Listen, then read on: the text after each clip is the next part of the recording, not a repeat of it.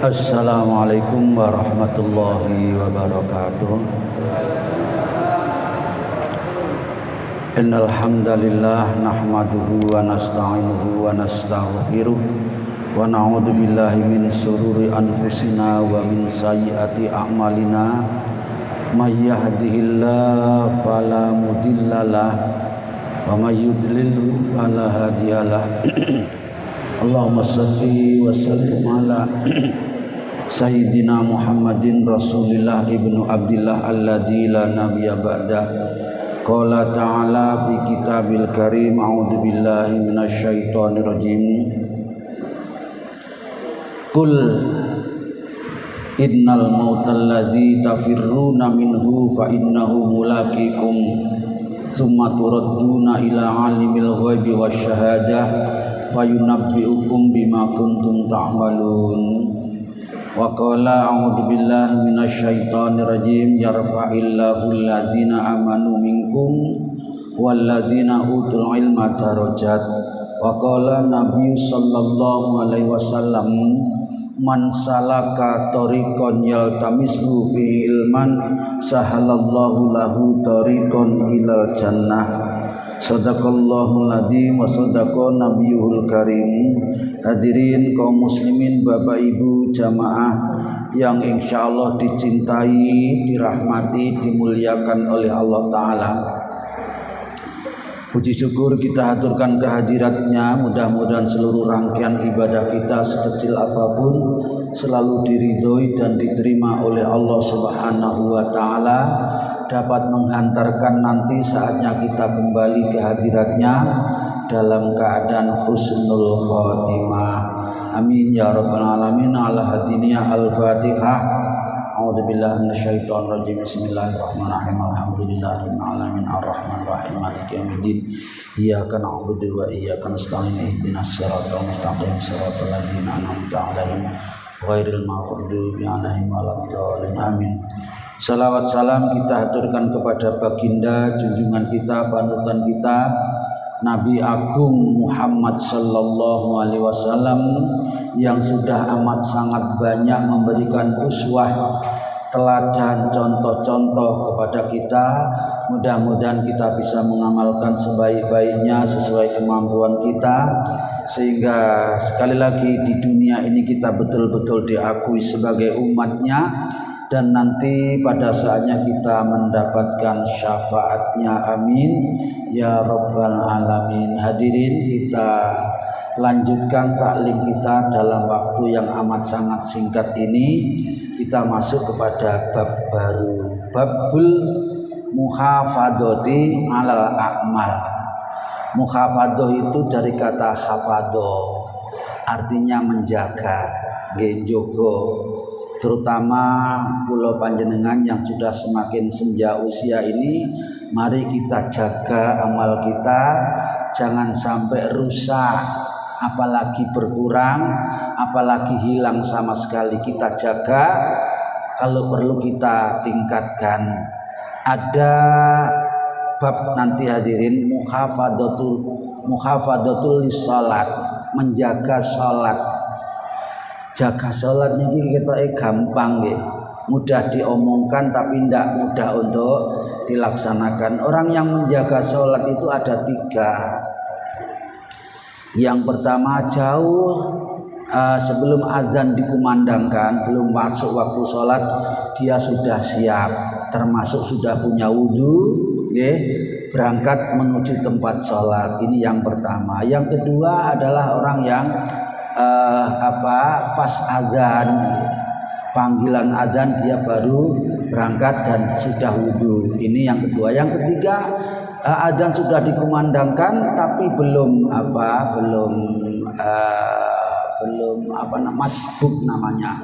Itu adalah termasuk orang yang masih menjaga sholat. Kalau bisa hadirin, nggih matur suwun, kita jadi yang pertama tadi, paling tidak yang ketiga nggih, menjaga sholat. Sholat yang perlu kita jaga ini menjaga amal secara umum, al-a'mal. Amal itu hadirin yang dirahmati Allah Ta'ala adalah harokatu jisim. Harokat niku bergerak. Jisim niki nggih fisik kita ini, anggota tubuh kita ini, wal qulubi dan hati. Jadi geraknya fisik atau psikis kita itu adalah disebut amal atau perbuatan. Nah, perbuatan ini hadirin, intaharoka kalau dia bergerak adalah bisa mendatangkan sawab, mendatangkan ganjaran atau pahala. Itu sering disebut dengan amal baik atau amal soleh. Tapi sebaliknya kalau geraknya badan dan geraknya hati ini mendatangkan dosa, maka itu disebut amal tidak soleh atau amal buruk atau iqab. Jadi hadirin yang dirahmati oleh Allah Ta'ala, kita sering terfokus, sering pokoknya konotasi kita kalau dinamakan amal itu ngelebokno uang di kota amal masjid. Padahal minum-minuman keras itu juga beramal dia. Orang mabuk-mabukan, orang judi, mencuri, semuanya itu juga beramal. Cuma itu amal yang mendatangkan dosa, mendatangkan iqab, maka itu disebut dengan amal yang tidak soleh. Sering orang mengatakan amal toleh. Hadirin yang dirahmati Allah Ta'ala,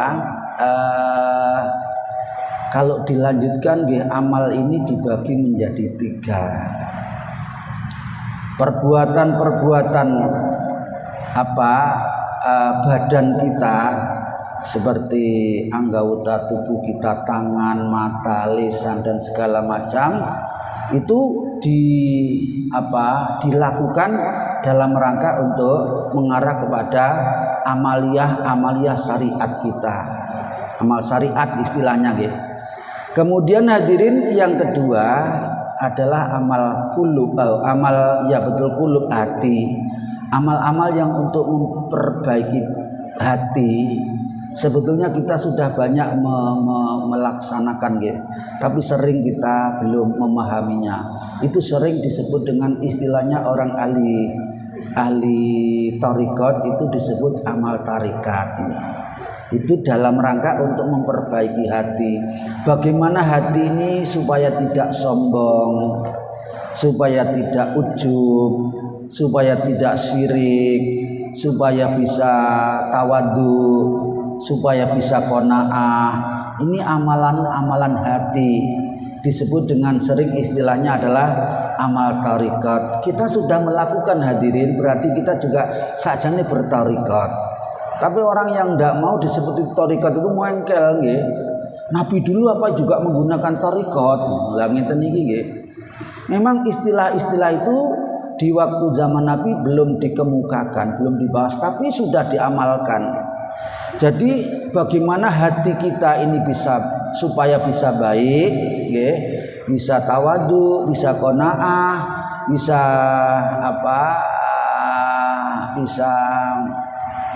warok itu warok itu wirai, warok itu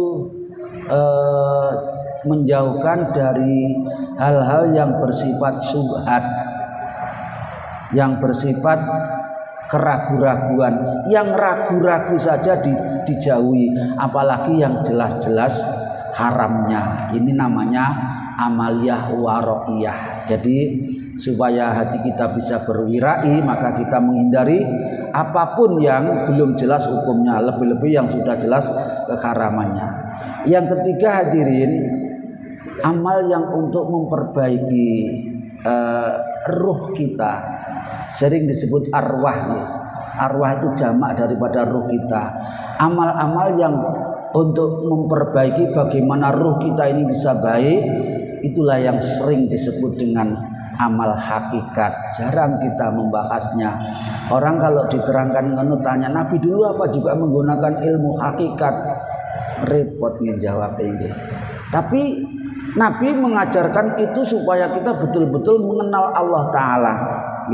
Kalau sudah kenal kepada Allah Ta'ala, mulai dari sifat-sifatnya, ada sifat wajib Allah 20 itu minimal itu mengenal sifat itu nggih. Allah itu wujud, ada. Kok ngerti lah Allah ada? Ya dalilnya banyak, baik dalil akli maupun dalil nakli.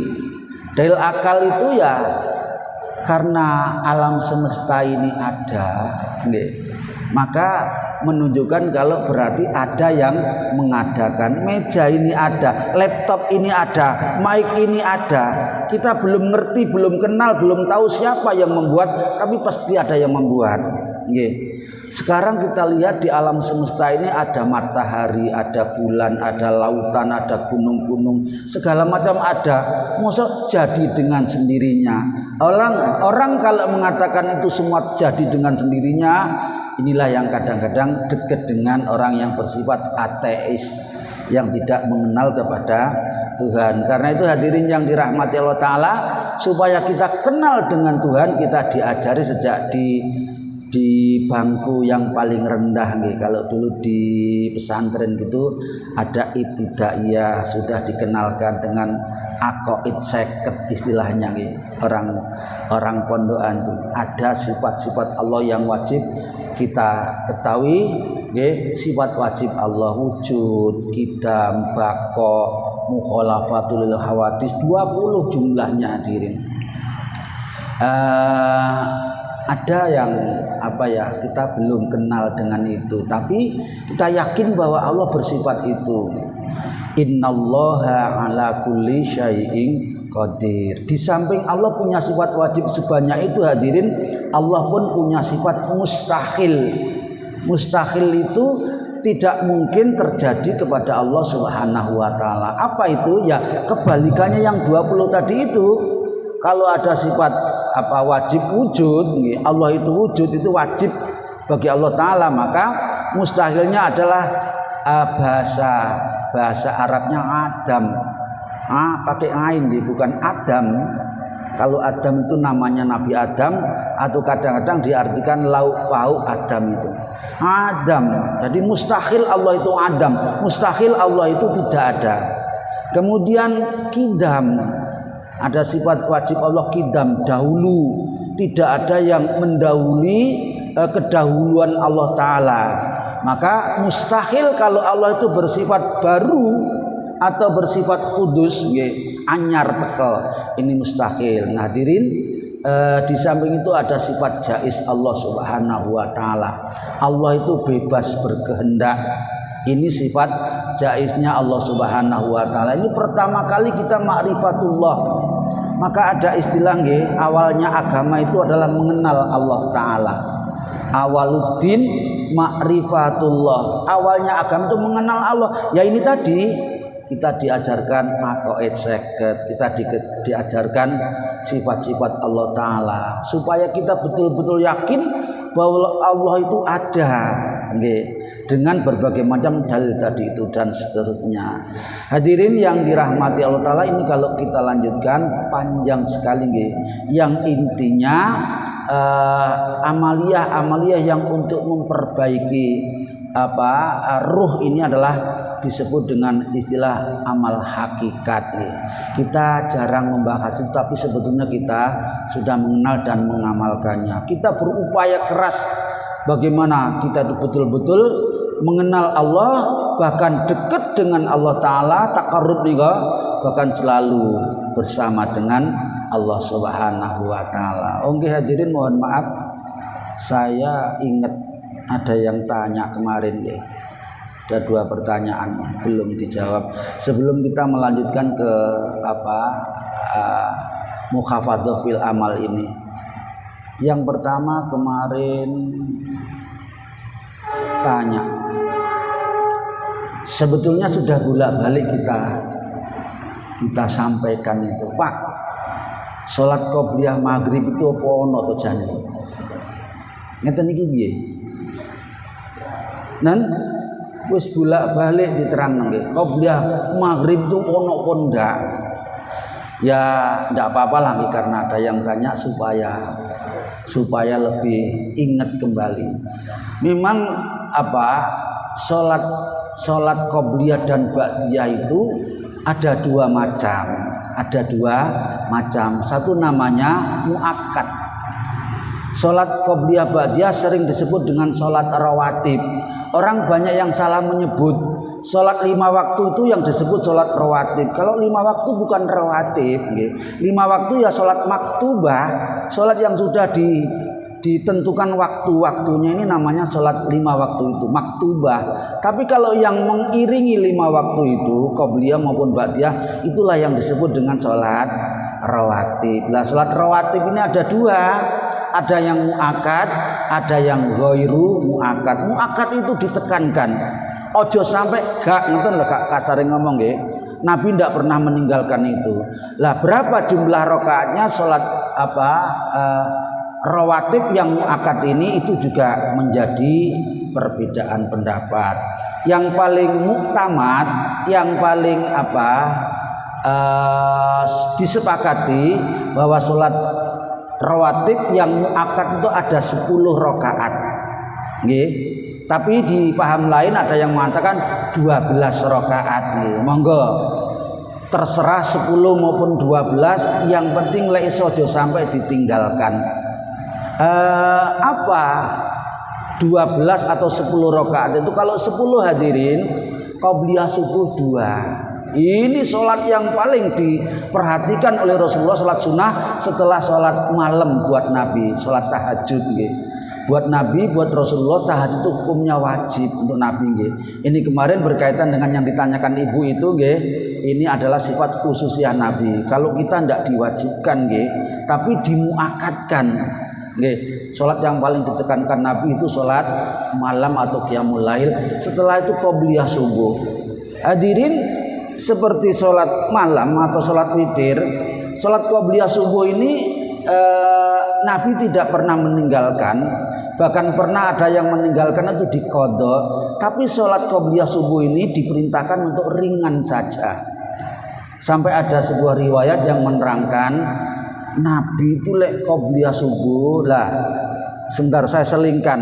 Qobliyah subuh ini kadang-kadang disebut dengan sholat fajar, sholat sunnah fajar. Karena subuh itu bahasanya banyak. Ada subuh, nggih, ada ghoda, ada fajar, ada bukur dan lain sebagainya. Sampai ndak hafal saya pakai. Tapi yang jelas kalau sholat sebelum subuh itu nilainya luar biasa. Sebuah riwayat yang muktamad, yang sangat terkenal, yang sahih, rakaatani qabla fajri atau qabla subhi padha mangke khairum minad dunya wa ma fiha. 2 rakaat, coba 2 rakaat niki nggih. Qabliyah subuh atau qabliyah fajar khairum minad dunya wa ma fiha. Jauh lebih hebat. Jauh lebih mahal, jauh lebih berharga, jauh lebih mulia di mata Allah Subhanahu wa taala dibanding dunia niki saisine. Nggih. Kita kalau membahas isinya dunia ini gak ana enteke nggih. Masya Allah kekayaan, jangankan sak dunia, sak negara kita saja ini Masya Allah kekayaannya. Jangankan sak negara, sak Jawa Timur ini tok mawon panjenengan gak iso ngitung nggih. Sak dunia ini sak isinya itu masih kalah dengan 2 rakaat sebelum subuh. Jadi hadirin, Bapak Ibu yang tidak pernah absen qobliyah subuh ini nanti di akhirat kaya Bapak Ibu sekalian. Sugihnya luar biasa. Nggih. Karena itulah maka surganya juga luar biasa pula. Hadirin yang dirahmati Allah Ta'ala, kita kembali, sekalipun itu tidak pernah ditinggalkan oleh Nabi dan bahkan dimuakatkan, tapi Nabi dalam melaksanakannya ringan-ringan saja. Sampai Aisyah, saya ulangi, itu pernah menanyakan, Nabi itu kalau sholat qobliyah subuh menggunakan surat apa enggak sih? Nggih. Sakit cepet deh hadirin, cepetnya Nabi tapi tetap khusyuk nggih, tetap tumakninah gak kayak salate dhewe nggih. Nggih, sak cepet-cepete Nabi tetap masih khusyuk dan tumakninah. Ringan yang banyak disebutkan surat yang dibaca oleh beliau setelah Fatihah di rakaat pertama itu surat Al-Kafirun. Nggih, apal nggih? Masuk gak apal, putune dhewe apal, qul ya ayyuhal kafirun la a'budu dan seterusnya nih kok. Kemudian yang kedua setelah Fatihah Al-Ikhlas. Jadi ringkes, singkat, pendek banget. Ada memang bacaan-bacaan yang lain yang di dalam Al-Quran, bukan di mufassalat, bukan di surat-surat pendek ada, tetapi yang lebih sering dibaca Nabi itu 2 rakaat sebelum subuhnya saja, kayak itu ndah neo subuhi. Karena itu Bapak Ibu sekalian, bersyukurlah kepada Allah Ta'ala kalau panjenengan bisa istiqomah sholat subuh dengan berjamaah. Bersyukur, kayak ini kekayaan yang luar biasa. Kenapa? Karena secara tidak langsung kalau panjenengan subuhnya mengikuti dengan berjamaah, maka panjenengan dikasih bonus dan bonus pahala seperti panjenengan ngelakoni sholat sunnah semalam suntuk. Hadisnya sahih. Coba nate to sholat sunnah semalam suntuk. Nun hebat nek nate nggih. Sholat tarawih niku 11 rakaat sak witire mawon, lek imame rada dawa titik ngono wah gremeng sesuk ngalih nggon gak balik ning Raudhatul Fal kedawan imame kesuwen. Ngalih rono ya dawa pisan, akhirnya sholat dhewe. Hadirin, ra usah repot-repot panjenengan nderek jamaah sholat subuh, saestu tambahan pahalanya banyak banget, diantaranya panjenengan dikasih gratis gak ngelakoni tapi oleh ganjarane wong sholat sunnah semalam suntuk. Iman to lek mboten melok nggih iman. Oleh karena itu aja sampai kecuali uzur. Nek uzur monggo. Uzur itu nanti kita ketemu di riwayat ini setelah ayat-ayat Quran ini. Kalau panjenengan uzur misalnya musafir, bepergian atau sedang sakit, maka panjenengan ditulis seperti dalam keadaan tidak sakit dan tidak musafir. Panjenengan dapat pahala tetap seperti biasanya. Falahum ajrun ghairu mamnun. Niki qobliyah subuh loro nggih. Kemudian qobliyah zuhur. Aja sampai gak nggih. Nabi pernah qobliyah zuhur itu berhalang. Ba'diyah zuhur sih. Jadi qobliyah zuhur 2, ba'diyah zuhur 2, 4. Ba'diyah zuhur Nabi pernah berhalangan nggih. Begitu selesai zuhur pasukan perang datang dengan membawa ghanimah, harta rampasan yang banyak. Jamaah yang semula tertib anteng melok Rasulullah berjamaah, begitu lihat ghanimah datang itu semburat disi-disian kuatir ora keduman. Akhirnya Nabi turun tangan nengai-nengai, ditertibkan oleh Nabi. Rupanya begitu selesai asar masuk, sementara Nabi tadi belum ba'diyah zuhur, maka dikodok oleh Nabi. Jadi panjenengan lek napa niku sing muakat ngenten niki lek iso lek gak nglakoni dikodok. Jadi 4 zuhur ini sebelum 2, sesudah 2, sama sebut tadi sudah 6. Nggih. Kemudian yang kedua lagi adalah setelah maghrib ini tadi. Nggih, ini muakat. Jadi sudah 8. Jangan sampai tidak. Yang 2 lagi nanti setelah isya. Qobliyah maghrib ini nanti kita sebut, dan qobliyah isya itu ada tapi tidak muakat.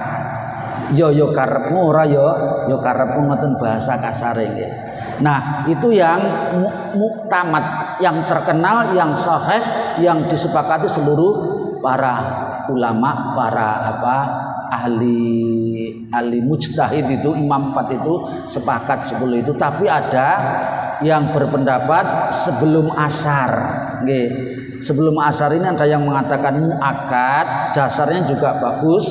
Orang yang istiqomah menjalankan qobliyah asar ini istiqomah nggih, nanti dibangunkan istana di surga. Apa ndak rugi lek nglakoni.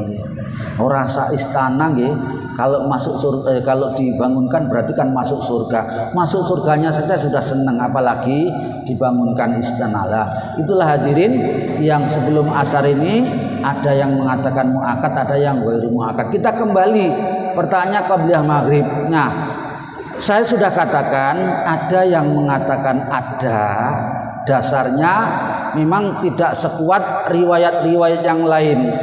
Ada sabda beliau yang mengatakan baina adzanaini salatun. Antara 2 adzan, maksudnya adzan dan iqamah itu ada salat. Ini yang digunakan alasan orang yang melakukan qobliyah sebelum maghrib. Jadi antara adzan maghrib dan qomat itu berarti boleh kita qobliyah maghrib kalau memang mau. Nah sekarang umpama kita menyatakan bahwa tetap bersikeras qobliyah maghrib itu tidak ada, sekalipun tidak ada, tetapi kan sholat lain juga ada. Jadi hadirin, mungkin tidak qobliyah maghrib tapi bisa jadi syukurul wudhu, bisa toh, bisa tahiyatul masjid. Kalau ketepatan dengan itu, bahkan bisa kedua-duanya, bisa syukurul wudhu, bisa qobliyah maghrib, atau kalau itu juga enggak, bisa juga sholat mutlak. Karena itu hadirin, lek iso sekalipun dalam perselisihan, monggo sholat sunat 2 rakaat. Kalau sebelum sebelum Jumat ini mayoritas mengatakan tidak ada qobliyah Jumat itu. Qobliyah Jumat tidak ada, mayoritas. Tapi sebagian kecil juga ada yang tetap mengadakan sholat qobliyah Jumat. Tapi kalau ba'diyah Jumat itu laksanakan 4 rakaat. Ngeten nggih? Ada yang ingin menambah pertanyaan? Oh ada, monggo. Nggih. Assalamualaikum warahmatullahi wabarakatuh. Waalaikumsalam warahmatullahi wabarakatuh. Mungkin pertanyaan ini pernah saya utarakan ke Pak Ustadz Ahmad, tapi secara pribadi. Nggih. Karena kan kalau pribadi kan yang tahu saya saja. Ya. Saya menginginkan pertanyaan ini nanti bisa didengarkan oleh orang banyak sehingga semua orang tahu. Nggih. Seperti yang dulu pernah saya tanyakan Pak, bahwa kita sebagai manusia itu wajib untuk sholat. Ketika kita tidak menjalankan sholat atau kita lupa ataupun kita mungkin ketiduran dan sebagainya, itu kita wajib untuk menggodok, kita wajib untuk mengganti. Itu dalam kondisi keadaan normal. Sedangkan yang sering saya melihat, mungkin suatu saat kita orang-orang bapak-bapak ibu mungkin pernah atau bahkan akan mengalami, mungkin kita sakit stroke atau mungkin kita di rumah sakit tidak bisa apa-apa, kemudian sampai koma. Nah ini dalam keadaan koma kita kan meninggalkan sholat. Kemudian setelah koma sadar hanya berapa jam, mungkin 2 jam atau berapa. Kita kan sebagai keluarga senang, sudah sadar, sudah normal. Tapi hanya beberapa jam saja. Setelah itu mendengar kabar bahwa si A meninggal. Semaput meneh. Meninggal dunia. Kalau dalam agama kita kan ketika kita belum sadar atau tidak, kesadaran di bawah standar itu kan tidak wajib untuk melaksanakan sholat. Kemudian ketika sadar, ini kan wajib. Nah ini bagaimana sikap kita ketika menghadapi keluarga seperti itu? Terima kasih Pak. Sudah itu aja. Terima kasih. Yang lain, betul nggih, Ibu? Betul. Sholat itu sudah bolak-balik memang diterangkan nggih. Kuncinya adalah akalnya. Nggih. Selama akal ini sehat atau tidak sakit atau tidak gila nggih, atau tidak tadi itu hilang ingatan, itu selalu atau seterusnya dicatat oleh malaikat. Malaikat pentugas mencatat amal kita ini akan mencatat kita itu ketika kita belum balik, dan ketika kita hilang ingatan, termasuk tadi itu yang tidak sadarkan diri. Oleh karena itu kalau kita punya keluarga sakit ingatan, yang kadang-kadang sadar ingat, kadang-kadang tidak. Ketika tidak sadar memang ya sudah, tidak jadi masalah, tidak dibahas. Pulpennya malaikat mencatat ini prei, maka ya tidak sah salat karena memang tidak sadar atau hilang ingatan. Tapi ketika dia sadar dan ingatannya normal, maka ketika ingatnya itu pas waktu sholat, segera segera melaksanakan sholat. Dikhawatirkan kalau nanti segera tidak sadar lagi atau bahkan meninggal dunia seperti yang disebutkan tadi itu. Lah nek pas sadar dia berkewajiban sholat, kok tidak sholat terus mati, lah ini berarti dia matinya dalam keadaan meninggalkan sholat. Untuk sholat hadirin tidak bisa digantikan oleh keluarga atau oleh ahli warisnya. Untuk puasa atau sedekah atau zakat atau apa masih bisa diganti. Untuk sholat harus nafsi dilaksanakan oleh pribadinya masing-masing. Oleh karena itu waktunya sadar, cepet-cepet ngelakoni sholat. Ya isoe apa? Lah isoe mau kedap-kedep tok ya sudah. Nggih. Dalam keadaan pakaiannya kotor Pak, kalau bisa memang dibersihkan. Kalau bisa, tetapi kalau tidak bisa ya wis isoe. Kenapa? Karena dalam keadaan darurat. Ngaten nggih? Salatnya boleh wudu, boleh bertayamum nggih. Boleh duduk kalau bisa, kalau tidak bisa berbaring, kalau bisa juga berbaringnya dihadapkan ke arah kiblat, jadi kepalanya di sebelah timur, kakinya di sebelah barat, agak ditinggikan bagian ini kalau bisa. Kalau keadaannya tidak memungkinkan, di rumah sakit tuh tempatnya hanya bisa mujur ngalor utawa ngidul, ya sudah. Isanya kayak gitu dalam keadaan darurat, itulah yang dinilai oleh Allah Subhanahu wa taala. Jadi yang dinilai oleh Allah taala itu bukan hasil daripada pelaksanaan ibadah itu, bukan hasilnya, tetapi kesungguhan orang yang sedang sakit itu untuk melaksanakan perintah Allah taala yang berupa sholat itu. Belum tentu sholat kita yang di tempat baik ini di masjid harum baunya, suci semuanya, lebih baik dinilai oleh taala daripada sholatnya orang yang di rumah sakit yang serba darurat itu. Ngaten nggih? Jadi Bapak Ibu sekalian, jangan sekali-kali meninggalkan sholat selama akalnya masih sempurna. Sekalipun dalam keadaan pokoknya gak bisa dibicarakan. Selama akal ada, laksanakan sholat dengan tayamum plek nggih. Tayamum ini juga ada dua macam nggih. Macam yang pertama, kalau untuk mengusap muka semua sepakat. Untuk mengusap tangannya ini ada dua paham. Ada yang cukup pergelangan saja, ada yang sampai siku-siku karena dikiaskan dengan salat. Nggih. Tayamum itu diperintahkan dengan sa'id dan thayyibah.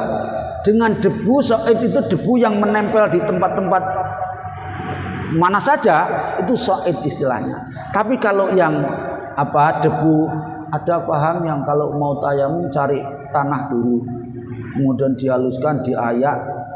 Itu bukan debu, kalau itu namanya turab. Itu turab. Panjenengan lek tayamum pisan kira-kira gak patek ketok nggih.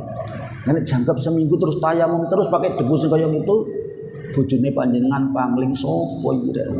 Nan kandel debune nempel nang raine. Nah hadirin, yang dinilai oleh Allah Ta'ala sekali lagi adalah kesungguhan kita dalam melaksanakan perintah Allah tadi itu. Ngaten nggih?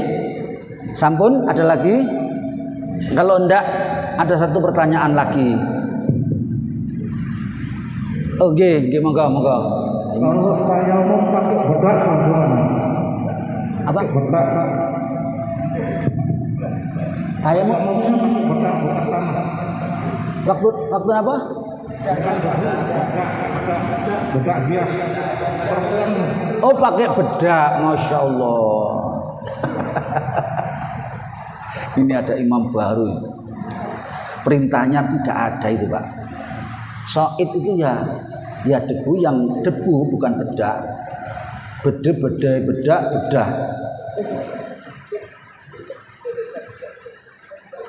Enggak pernah kita dengar kebolehannya tentang bertayamum selain menggunakan soi dan thayyibah tadi. Jadi hanya dengan itu aja. Ini adalah rukhsah dari Allah Subhanahu wa taala. Ngaten nggih? Enggak boleh enten mawon. Ben gak merok-merok kayak dakocan nggih, tayamum nggawe bedak, mundak apik mukanya. Ndak ada nggih. Oh wonten, monggo. Nggih, silakan. Assalamualaikum warahmatullahi wabarakatuh. Waalaikumsalam. Iya. Yang saya tanyakan Ustaz itu tentang kirim doa kepada kedua orang tua. Itu yang benar itu roh atau arwah? Hanya itu yang saya tanyakan. Terima kasih. Ustadz Haris kisah nerang masa jane. Ibu, roh kali arwah niku sami nggih. Oh iya. Nek roh niku muk situk, nggih, roh niku situk. Tapi nek arwah niku para roh-roh. Napa niku bahasane? Nggih. Dadi ila ruhi ngoten nggih. Keruhnya sapa? Ila ruhi Ustadz titik-titik lah, berarti untuk itu tok. Jadi kalau untuk keluarga itu Arwah. Nggih. Jamak nggih, dijamak nggih. Jamak taksir itu namanya menurut tata bahasa. Nanti dijelaskan lebih lanjut Ustadz Haris nanti nggih. Ini yang lebih ahli di dalam bahasa Ustadz Haris ini nggih. Jadi jamak arwah itu nggih. Kalau urus satu orang, ngoten nggih? Nggih, sami-sami. Yang waktunya masih ada nggih? Yang kedua kemarin, kalau ada imam lupa sholat, imam lupa, mesti ini tahiyat awal, morong ngadeg ae nggih. Nek pun ngadeg, imam pun ngadeg sempurna, sudah sempurna pokoknya. Mungkin sekalipun belum baca Fatihah, tapi sudah sempurna ngadegnya. Sekalipun makmumnya itu bilang subhanallah ngilingno nggih. Menurut keterangan yang utama, saya pernah baca di YouTube-nya Ustadz Ahmad Zahro.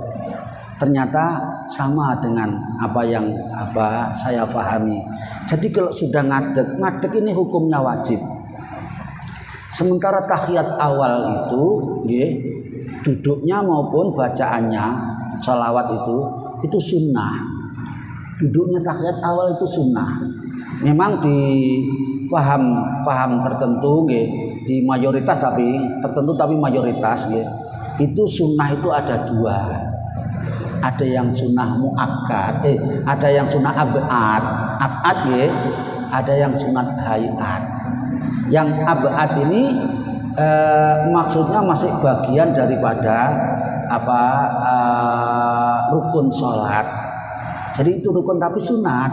Sehingga lek pun ngadeg, pun sempurna berdirinya, ben makmumnya bengak-bengok subhanallah panjenengan ora usah melok lungguh. Tapi perlu diingatkan itu supaya imamnya eling lek dia lupa belum tahiyat awal. Sehingga kalau dia ingat kalau dia belum tahiyat awal, nanti ketika selesai tahiyat akhir nggih, sing tamat itu sebelum salam itu sujud sahwi dulu, sujud karena lupa. Ini juga pernah kita terangkan, sujud itu ada sujud sahwi, ada sujud tilawah kita baca Al-Quran, ada sujud syukur, bahkan ada sujud wajib itu nggih. Jadi ketika sudah diingatkan baik, tapi gak usah maksa nggih. Nah, panjenengan sebagai makmum misalnya karena tidak mantap dengan apa yang dilakukan imam, panjenengan boleh memisahkan diri dari berjamaah, itu namanya mufaraqah. Kecuali kalau tahiyatnya akhir nggih, wis wayahe misalnya kayak maghrib tadi itu wis oleh 3 rakaat, imam kok meksa ngadeg dilingno barang orang ngandel nggih, tetep ngadeg aja, panjenengan ora usah melok ngadeg.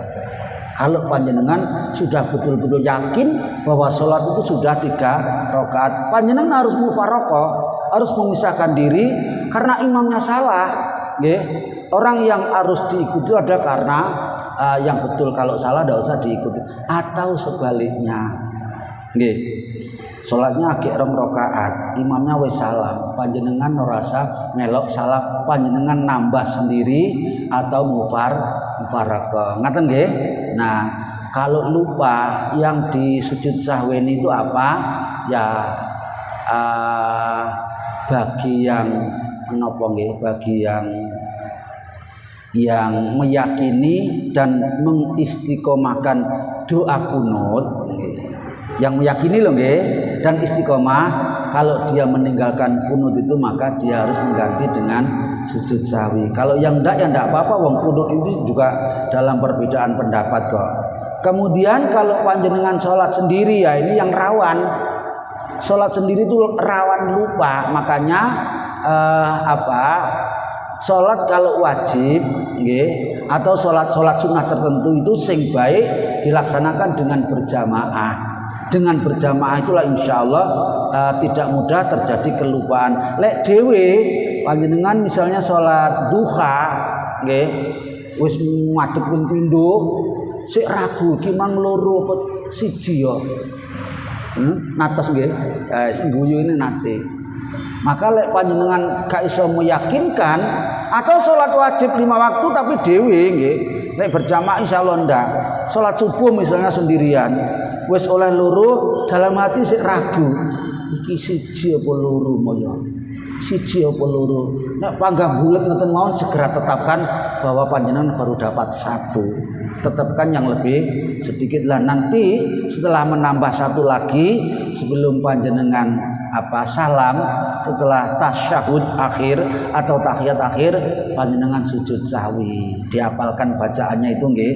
Memang baca tasbih apa saja boleh, tapi sing muktamad, sing betul itu bacaannya adalah subhanalladzi malayanamu wala yashu, dibaca 3 kali, rukuknya sujudnya juga 2 kali. Ngaten nggih? Sudah, tidak ada lagi. Kalau tidak ada kita ada. Oke, monggo. Pak, mau hafal untuk sujud sahwi itu doanya itu kita belum hafal. Oke. Saat ini kata kok Bu guru, Bu. Iya. Makanya kita kan masih awam untuk sujud sahwi itu yang dibaca itu. Iya. Gampil HP panjenengan itu saged nguruki kok. HP nggih. Buka Mbah Google ngoten pun. Non sakniki donga napa mawon enten nggih. Aja maneh doa doa sujud sahwi, doa hizib itu ada semuanya di dalam Google itu. Ngaten nggih? Jadi kalau saya bacakan ya bisa saya bacakan, tapi lek sekedar dibacakan kan lali meneh kok. Subhanalladzi malayanamu wala yashu. Ngaten mawon tuan nggih. Tapi kan gak langsung hafal, supaya nanti mudah hafal dibuka Google-nya. Ngaten nggih? Mpun. Lagi enten monggo Bapak ini. Silakan. Nggih. Waalaikumsalam warahmatullahi wabarakatuh. Tentang sujud juga saya masih bingung sampai sekarang ini. Ada tren baru setelah wirid atau setelah sholat itu orang itu sujud lagi. Nah itu sujud apa? Iya. Bagus sekali pertanyaannya. Waalaikumsalam warahmatullahi wabarakatuh. Maksudnya sujud syukur itu Bapak. Sujud syukur, sujud berterima kasih kepada Allah Ta'ala karena dia baru mendapatkan nikmat bisa menjalankan perintah Allah Ta'ala berupa sholat dan zikir-zikirnya. Tapi sebetulnya menurut pendapat yang utama itu tidak diperintahkan karena Nabi tidak pernah melakukan sujud syukur setelah sholat seperti itu. Kenapa? Langkul ngono setiap habis sholat lah. Sajane tidak ada larangannya karena dia seneng banget. Dia lebih seneng ketimbang mendapatkan nikmat yang lain yang berupa materi. Misalnya dapat uang banyak. Memang sujud syukur itu berterima kasih karena baru saja mendapatkan nikmat. Okay. Yang kedua, baru saja mendapatkan kabar gembira. Misalnya di sini panjenengan dapat kabar gembira, cucunya lahir yang di luar Jawa sana misalnya, sakit seneng panjenengan terus sujud syukur itu. Kayak dulu waktu rame-ramenya dunia tinju nggih. Sinten niku sing sering melakukan sujud syukur di atas ring niku? Mike Tyson, Muhammad Ali dan lain-lain nggih. Sakit seneng langsung ya kayak gitu. Sujud syukur itu tidak diperintahkan harus suci dulu, harus wudu dulu dan harus nanti elek ning jero masjid ndak, kapan saja. Tetapi sing apik ya segera tadi itu. Nah, yang ketiga adalah karena bebas dari musibah. mestinya pandangan kecelakaan misalnya, ternyata panjenengan diselamatkan, mestine mati kok ora mati, itu terima kasih kepada Allah. Jadi 3 itu yang sebetulnya diperintahkan untuk sujud syukur. Nah, orang yang habis sholat, habis berdoa, sujud meneh itu maksudnya dia berterima kasih kepada Allah Ta'ala karena baru saja mendapatkan nikmat bisa menjalankan sholat dengan baik, berjamaah, khusyuk, bahkan ditambah dengan zikir dan doa. Ngaten nggih? Ini diantara sujud itu adalah sujud syukur. Ada juga nanti sujud tilawah. Namun mohon maaf, ini durung sida ngaji, waktune wis entek. Mudah-mudahan dibarengi hidayah Allah Ta'ala. Maaf Ustaz, nambahin sedikit mengenai sujud tadi. Kalau sujud itu niatnya berdoa itu gimana? Dibenarkan atau tidak? Oh gitu. Terima kasih. Memang ini bolak-balik nggih, Ra apa-apa. Memang waktu yang paling dekat antara seorang hamba, antara kita dengan Tuhan kita, itu waktunya sujud. Kalau panjenengan mau berdoa dengan cara sujud, lek ngelangno sujud tok ngoten nggih, sujud tok untuk berdoa, ini belum banyak kita temukan keterangannya. Yang banyak diperintahkan oleh Nabi itu sujud ketika di dalam sholat. Apakah tidak boleh kita di luar sholat kemudian ini berdoa terus sujud? Memang tidak pernah ada larangannya, tetapi tidak pernah kita temukan perintahnya yang seperti itu. Nah, karena itulah maka ini juga menjadi perbedaan pendapat. Ngeten nggih? Maaf maksud saya gini, habis sholat kita terus sampai sujud. Nah, sujudnya ini kita maksudnya berdoa. Iya. Itu dibenarkan atau tidak? Lah iya, di luar sholat nggih. Ya. Habis sholat. Lah iya, di luar sholat berarti. Habis sholat gak oleh nggih. Tapi di luar sholat. Di luar sholat gak oleh, tapi habis sholat padha lah nggih. Artinya itu memang tidak dilarang, Bang. Tidak ada larangannya. Sekedar doa terus sujud tidak pernah ada larangannya, tapi juga tidak pernah ditemukan perintahnya. Yang diperintahkan oleh Rasulullah itu adalah berdoa ketika sujud di dalam sholat, terutama sholat sunnah atau sholat sendirian. Ngeten Pak nggih? Ngapunten waktune bertele-tele. Mudah-mudahan menjadikan maklum dan dibarengi hidayah Allah Subhanahu wa taala, menjadi sebabnya nanti kita kembali dalam keadaan husnul khotimah. Amin ya rabbal alamin. Subhanakallahumma wa bihamdika asyhadu an la ilaha illa anta astaghfiruka wa atubu ilaik. Wal afu minkum. Wassalamualaikum warahmatullahi wabarakatuh.